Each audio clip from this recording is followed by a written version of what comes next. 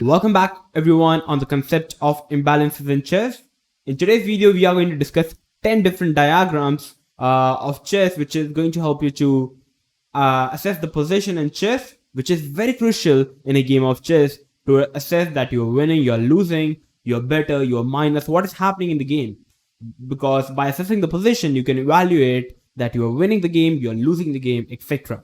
And it doesn't matter if you are an experienced player, if you are a beginner player, this video is going to be extremely helpful for you, extremely critical for you.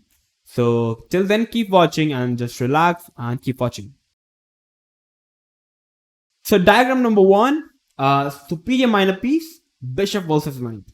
So in this position, what is happening in the game here is, you can see material wise the position is equal, but you can see how this bishop is way better compared to the knight on f7. You can see the knight on f7 is completely bad piece. Though it's a close position, and it is said that in the close position knights are much superior than the bishops, but it is not true compared to this position, as despite being a close position, the knight looks a hopeless piece compared to the bishop, as the bishop is in the full control of the dark squares. The idea of white can be extremely simple: to pull the bishop back, put the queen to d4, and threatening checkmates on g7 and h8. And the game is literally over for black. There is no way black can survive this game. And the knight is completely hopeless piece. Even if black tries to maneuver the knight to somewhere like this. So let's take a move like, it's white to play, so for example, bishop c3, knight h6, and now suddenly after queen d4. White is threatening mate on g7, and even on h8 is coming very powerful. You can't stop everything. So like you can't do anything. You can't play knight g4. It's a mate in 1. So hence this position is completely winning for white, and you can see how the bishop simply overpowered the knight, despite both the pieces values 3 points, but still white is completely winning the game. You can see how this position helps you to understand the superiority of the minor pieces. So yeah, in this particular position, the bishop rules over the knight.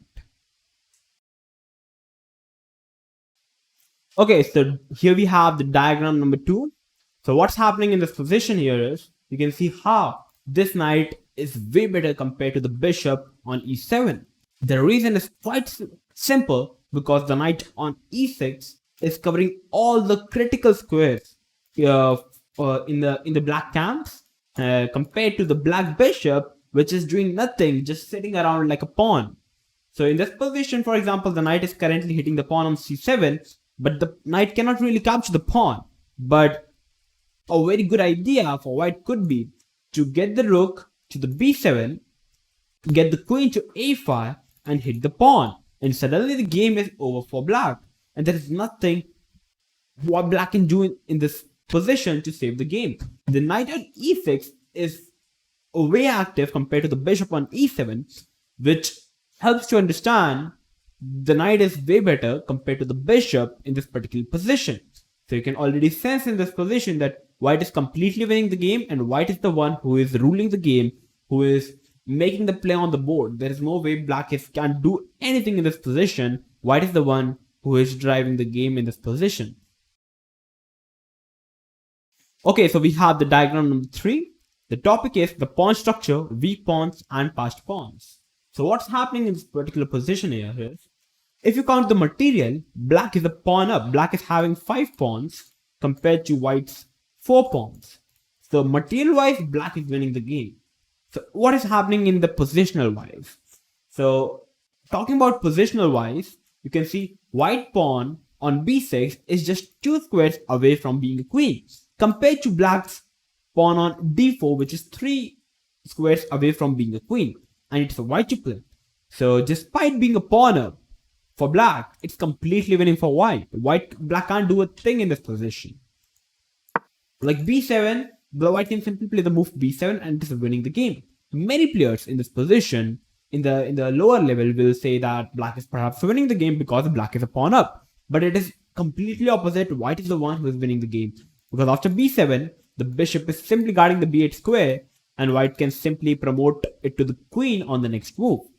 So for example, if you try to if you try to play bishop d4 at d5 trying to cover the b8 square, white can simply capture and make a queen, and you have to give up the rook, and white can simply give a check, he's a rook up, and suddenly white is materially up and is winning the game. So bishop e5 is simply a bad move. The best move for black in this position is to play the move rook b8 and attack with b7 pawn. But here, white can simply capture the rook, and the game is not yet over. You have to find the move queen to c6. Because if I play a move like this, and simply have this position is not so clear despite white is having a rook against the bishop, but as black is having 2 pawns, the position is not so clear. Compared to, you must know how to convert a winning position, which is a very essential part in the game of chess. After rook into b8, you must find the move queen to c6 in this position, which is very critical in this position. You are simply asking your opponent to trade out the queens. Black can't really trade out the queens because after rook c8, the game is over. So black plays the move queen to d8, and here comes a very powerful move in this position for white, which is queen to c8. And white is simply preparing to capture the queen, and after rook captures the queen, you can simply make a queen. So black will play the move like bishop to e5, covering the b8 square, and here we simply trade off the queens and put our rook to c8, and the position is completely winning for white. White can capture the rook on the next move. If black captures the rook, you can make a queen and the position is winning. So you can see how despite being materially down for white, white's completely winning positionally. And what do I mean positionally? It's a long-term advantage which is going to help you to win the game in the future. So yeah, the topic was the pawn structure, weak pawns and the passed pawns. Okay, so we have the diagram number 4, and the topic is the isolated weak pawn. And what do I mean by this isolated weak pawn? Here is, you can see the material wise, the position is equal, or both the pieces are having the same kind of material. So what's happening? The point here is, despite being materially equal, white is completely winning the game. The reason is quite simple. You can see how the pawn on e6 is critically weak, and there is no way for black to defend this pawn. Like, there is no pawn on f7 or d7 to protect the e6 pawn. So you can already consider the e6 pawn as a big weakness. You can see how white is simply putting the pressure on e6 pawn. So it's white to play, and if you ask white how to continue the game, so you must find the move bishop to h3. The idea is pretty clear in this position. White is putting the pressure on the pawn on e6, and white wants to capture the pawn on e6, and it's completely winning advantage. So after bishop h3, white hits the pawn. Black goes back with the knight to d8, defending the pawn on e6, trying to defend the pawn. But here comes the move, knight to g5, simply getting his last piece into the game and simply targeting the e6 pawn. So basically the point of this particular topic here is, whenever you see a weakness, try to exploit that weakness by getting more your pieces into the game, by attacking that particular weakness, and you eventually will win the game. Like after knight g5, there is no way black can defend his pawn on e6. So for example, black plays a move like bishop to b8. And the point here is, if you try to capture the pawn in this position, after queen to c6, black is trying to create some sorry about that. Black is trying to create some play in this position. For example, if white tries to capture the knight, hitting the queen, suddenly rook into e4 is a very strong move. And after capturing the queen, rook into e2, and the position is not so clear after queen f5. Black captures the knight, and suddenly we have rook versus queen, and the position is not so clear. So you can see how white first played the move f5, which is a very critical move in the position. The idea is very simple. White is putting pressure on both the pawns, and it looks like a blunder. Like you're giving up. How can you push a pawn which is defended by the 2 pawns? So you can't capture with the pawn because you lose the rook.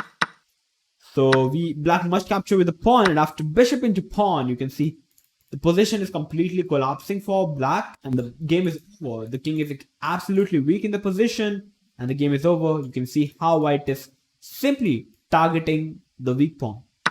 If white wants, he can capture the e6 pawn, but you see, It is a saying that if you just try to remove the weakness, your opponent is going to play like fearlessly. But if you are keeping the weakness on the board, your opponent will be very suffocated and will try to protect his weakness, and he will simply go passive, and you would be the one having the upper hand in the game. So that what means in the diagram for isolated weak pawns, and you must always attack it. Okay, here we have this diagram number 5, the annexation of territory, the space advantage. What do I mean by here is the position is very clear in this position. It's a very block position. Both the players are having the same type of material. Not a single pawn have been traded in the position. So what's happening in this position? White is the one who is having a very much space advantage in this position. Black is the one who is absolutely passive all the game. So how should white try to continue the position? Like, material-wise, the position is equal. How should white try to continue the game? How should white try to win the game in this position? So there are many ways for white to win the game. Yeah, like it's pretty clear. Get your opponent's king and you would win the game. But how? You can see how white is having a completely space advantage. White is having a big space advantage. So white should try to open up the... White is the one handling the position. So white can open up the position on his terms by any time. He can push the pawn and try to open up the position. So you're having many options. You can open up the position like now, or else you can bring your another piece into the game and then prepare to push the pawn, which is going to be extremely critical, and there is no way for black to defend it. So you can see the advantage of space, getting the space in a game of chess. If you're having greater space, you are the one who is controlling the game. Like, you are the one who is going to control the game. You are the one who is having the opportunity to push the pawn to g5, break the king, and you're going to eventually win the game. Like, bringing your last piece into the game after rook b8, a move like g5 is extremely strong. After a couple of trades, I can say you can even capture, and after knight g5, bishop takes, for rook g5, and I guess any player can win the game by putting the queen to g2 and simply hit the pawn on g7, and the game is over. So that is what it means in diagram number 5. The advantage of the space, getting the space in the game of chess, is going to be extremely helpful for you to get a better position. Okay, so here we have the diagram number 6, the material, the philosophy of greed. What do I mean by here is, for example, it's white to play, and white plays the move bishop into b7. White simply captures the pawn. Like, there are many players who don't really go for capturing the pawn in the position. Because you all know what it means to be a pawn up. So you can definitely go for capturing the pieces.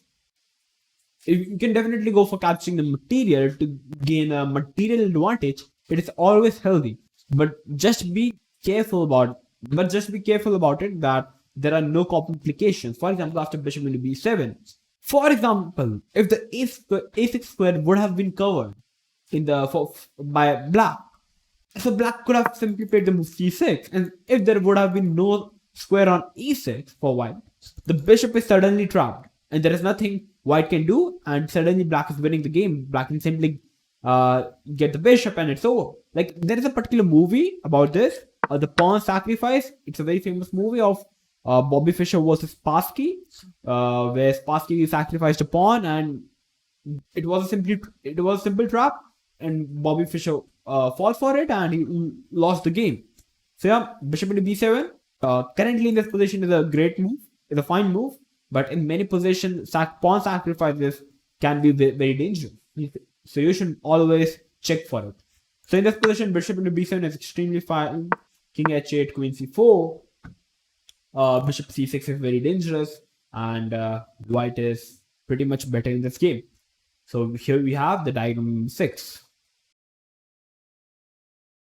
So talking about diagram number 7, control of a key file, rook for rook. What do I mean by here is, it is white to play, and if you give this position to black, black would love to put his rook on e8 and try to trade off the rooks, and it would be an equal position as there are opposite color bishops. So in the end, it would be a draw. So for white to keep an advantage, he must stop black from coming his rooks to e8. So how can he stop it? He can simply play the move like bishop to c6. And finding a move like bishop c6 requires extremely great positional understanding, because it will help. Because if you are having great positional understanding, then only you can find such a move like bishop c6. Because many players in the position try to think of a way to play a move like c5, like for a way like playing a move like queen c3. The idea is to play c5. But guys, here rook e8, and suddenly if I just trade all the rooks, the position is equal. There is no way white is having any kind of advantage. If you try to hit the queen, the queen is going to come in, and suddenly the position is very complicated. Though it's equal after queen e3, and you have an equal position, and it would be a draw. But yeah, you can already sense this position is already good for white, because white is the only one having the open control of rook 5.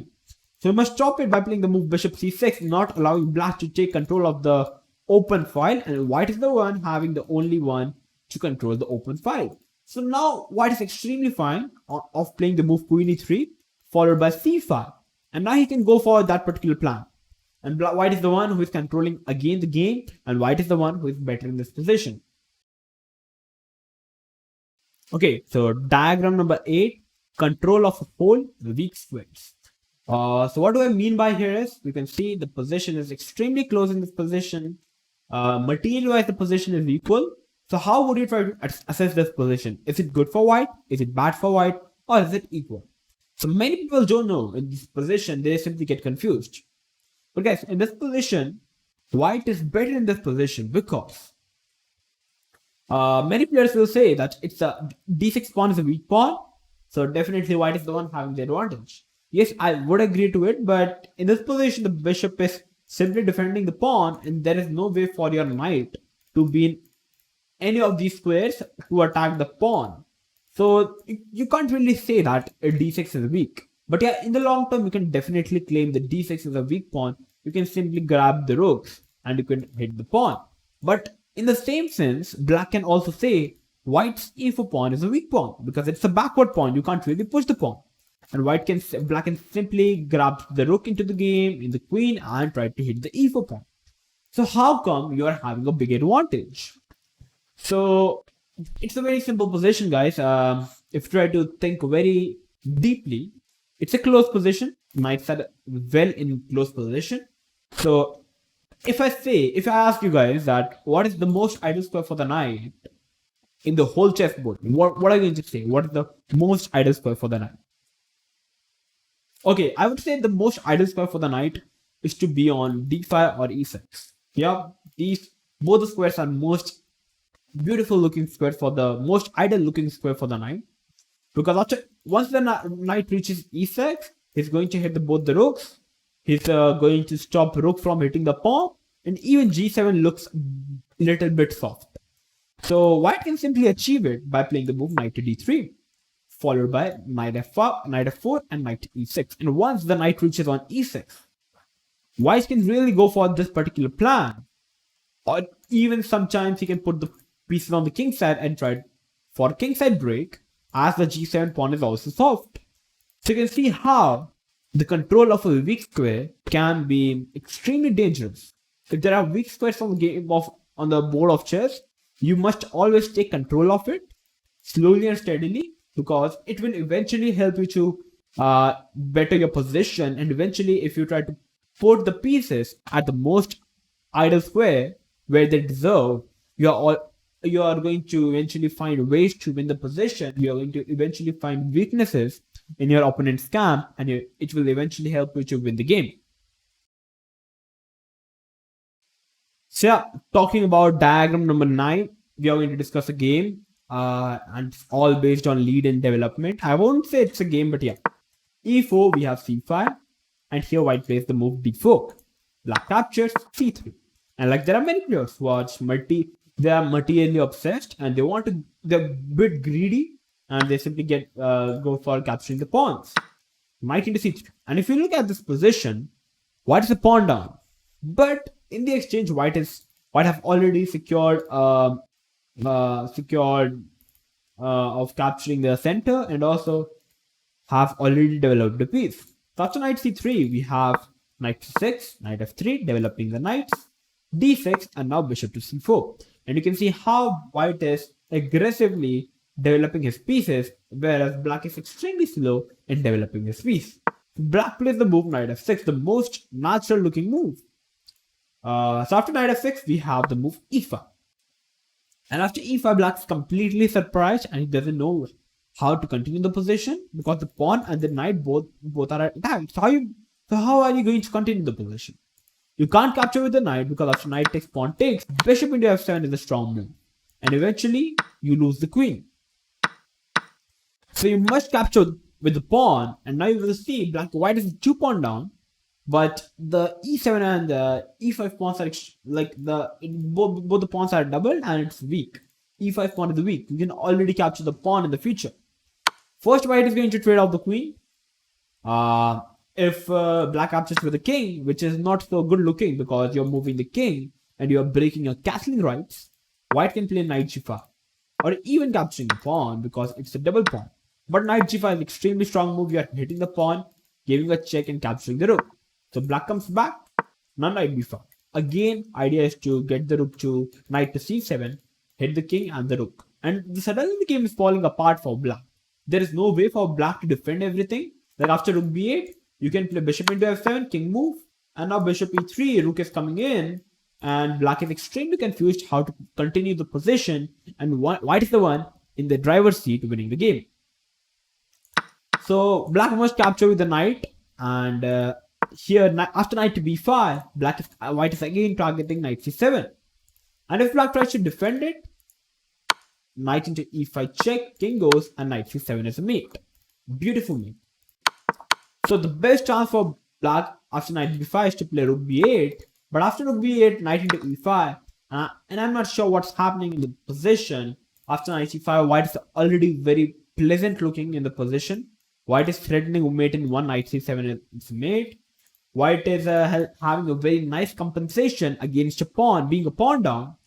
So you can say the position is very complicated. White is having it's an extremely easy play for white. And you can see how the lead in development can help you to play such a beautiful game, such advantages, psychological pressure, put your opponent, and eventually your opponent will fall for it and he's going to blunder something and you're going to win the game. So yeah, coming to the last diagram of the day of the video, we have the diagram number 10, initiative calling the shots. So what should I mean by this? What do I mean by this whole diagram? So it's white to play and white played the move knight h4. White's idea is pretty clear. He wants to put the knight to g6, hit the queen and the rook. So black just needs to defend the g6 square. So now there are many ways for black to defend it. He can play a move like king h7 or even queen f7 defends the g6 square. Or even bishop f7, I would say. So what should be the move black should choose to play in this position? So like all the moves are extremely fine, but the best move in this position, like each move has their own advantages and disadvantages. For example, if I come to move like king h7, so a move like king h7 is purely defensive move. It is not generating any counterplay. So it's completely based on a defensive move to stop the move knight g6. And after knight g6, white's idea is pretty simple. He's going to trade off the bishop, going to put the knight on e3. And if you say after knight to e3, if black goes for capturing the a2 pawn, being greedy, being a pawn grabber, after bishop into a2, white's having a very strong move, bishop to h3. As you can see, the bishop on g2 is staring at his own pawn on e4, doing nothing. While after coming to h3, you can see how the bishop is hitting the knight. And the bishop on h3 is covering all the light squares, and the knights are also covering the f5 squares, even the d5 squares. So it's already completely winning for white, and black is a dead meat. There is no way for black to continue the position, and black is losing the game, and white will win the game. Like for example, if you move the knight, Here we have bishop f5 check, the king move, b4, the bishop is hanging, the queen is attacked, and the position is falling apart. So this was one approach of playing the move king h7, a defensive approach, a purely defensive approach. Whereas if we come to a move like queen f7, stopping g6, stopping knight g6, and there is one more pawn. After queen f7, it hits the knight. Like white black is preparing to capture the knight, hit the queen and the rook. And if white tries to move the knight, now black can really capture the a2 pawn because the queen is defending the bishop on a2, so the bishop would be not hanging after b4. So after queen f7, it's like how will you try to continue the position is a matter of fact. Like if you try to move your knight back, here like white can first trade off the bishop, black can first trade off the bishops, and now you can simply go for capturing the a2 pawn. And black is a pawn up, black is fine in this position. So you can see it's a matter of initiative. Like white played the move knight h4. So there are always moments when you're having many moves to take control of which is solving the same issue. But like if you're having a counterplay with a particular move, you must go for it because it's going to put your opponent in some psychological pressure, and you're also solving a problem, and you're also creating a problem for your opponent. So which is going to help him create some big issues, big threats, and eventually going to help you to gain a good advantage and try to win the game. So yeah, these were the 10 critical diagrams. I think it must have helped you to improve your chess knowledge. If it did, then make sure to like the video and make sure to share this video with everyone. And guys, if you have not subscribed our channel, then make sure to subscribe to our channel. And I'm going to come up with these 10 different diagrams in this particular topic, the imbalances in chess. So till then, stay tuned and keep watching One Shot Chess.